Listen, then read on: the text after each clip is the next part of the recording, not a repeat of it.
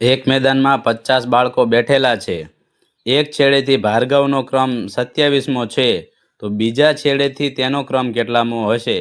અહીંયા નીચે આપણને 4 ઓપ્શન આપેલા છે: 22, 23, 24 અને 25. તો હવે સાચો જવાબ કેવી રીતે મેળવવાનો? તો અહીંયા આપણને ભાર્ગવનો ક્રમ 27મો આપેલો છે, એટલે એનો અર્થ એવો થાય કે બાકીના 23 બાળકો છે. બાકીના બાળકો મેળવવા માટે કુલ બાળકો 50, એમાંથી ભાર્ગવનો ક્રમ 27, એટલે કે 50માંથી 27 બાદ કરશો એટલે 23 જવાબ બાકીના બાળકો મળી જશે. હવે બીજા છેડેથી ભાર્ગવનો ક્રમ મેળવવા માટે બાકીના બાળકોમાં 1 ઉમેરી દેવાના. તો અહીંયા બાકીના બાળકો છે 23 અને 1 ઉમેરી દઈએ એટલે 23 ને 1 થાય 24.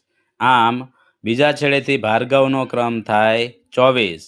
એટલે અહીંયા સાચો જવાબ છે ઓપ્શન નંબર સી.